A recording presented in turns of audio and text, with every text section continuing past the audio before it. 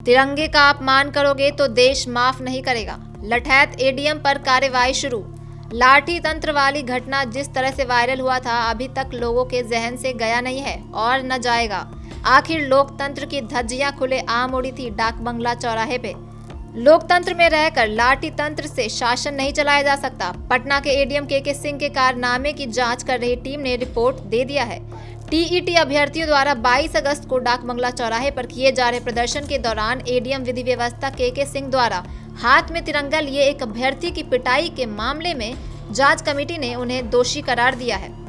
जांच कमेटी ने कहा है कि घटनास्थल पर उन्होंने आवश्यकता से अधिक बल का प्रयोग किया, जो नहीं होना चाहिए था।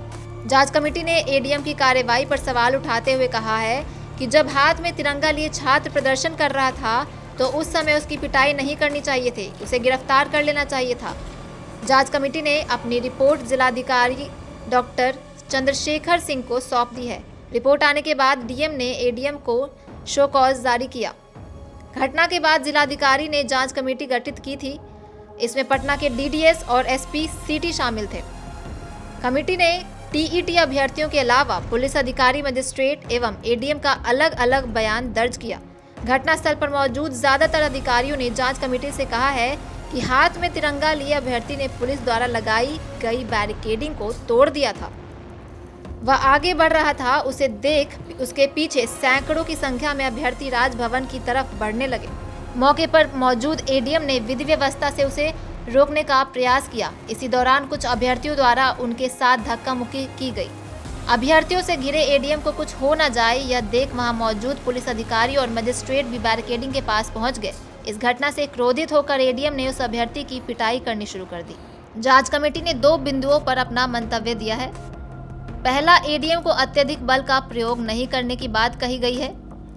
दूसरा, रिपोर्ट में कहा गया है कि जब अभ्यर्थी हाथ में तिरंगा लिए हुए था तो ऐसी स्थिति में उसकी पिटाई नहीं करनी चाहिए थी, उसे गिरफ्तार कर लेना चाहिए था। हालांकि जांच कमेटी को दिए बयान में एडीएम ने कहा है कि उनकी मंशा तिरंगा को अपमानित करने की नहीं थी। जांच रिपोर्ट आने के बाद जिलाधिकारी की ओर से एडीएम से स्पष्टीकरण मांगा गया है ताकि आगे की कार्रवाई की जा सके।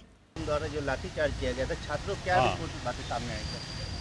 ये जो रिपोर्ट आई है उसमें बोला गया है कि बताया गया है कि 2 बिंदुओं पर कमी सामने आई है, जिसमें कहा गया है कि जो झंडा लिए हुए था एक आदमी, तो उस समय अतिरिक्त सावधानी बरतनी चाहिए थी झंडा को देखते हुए। और हालांकि एडीएम साहब ने अपना पक्ष जो रखा उसमें कहा है कि झंडा हमारे देश की आन बान शान है और उसका अपमान का सवाल ही नहीं उठता है, उन्होंने इस बात को कहा है। लेकिन फिर भी अतिरिक्त सावधानी बरतना चाहिए था, ऐसा जांच टीम ने माना है। और दूसरा, जो छात्र के पिटाई का मामला था उसमें इनका पक्ष था कि वो पुलिस बैरिकेड को तोड़ करके उसके ऊपर से कूद करके दूसरे तरफ आ गए थे, लोगों को उकसा रहे थे कूदने के लिए, विधि व्यवस्था भंग कर रहे थे, इसलिए उनको जो है डिटेन किया गया और उनके विरुद्ध कार्रवाई की गई। तो उसमें भी जांच समिति ने माना है कि जो बल प्रयोग किया गया वो गैर जरूरी था, उसको डिटेन कर लेना चाहिए था और डिस्प्रोपोर्शनेट फोर्स इस्तेमाल किया गया, मतलब कि ज़रूरत से ज़्यादा बल का प्रयोग किया गया, ये जांच समिति ने माना है। तो इन 2 बिंदुओं पर हम लोगों ने स्पष्टीकरण किया है अपर समाहर्ता विधि व्यवस्था से और उनका जवाब आने के बाद जो नियमानुसार उचित होगा वो कार्रवाई होगी।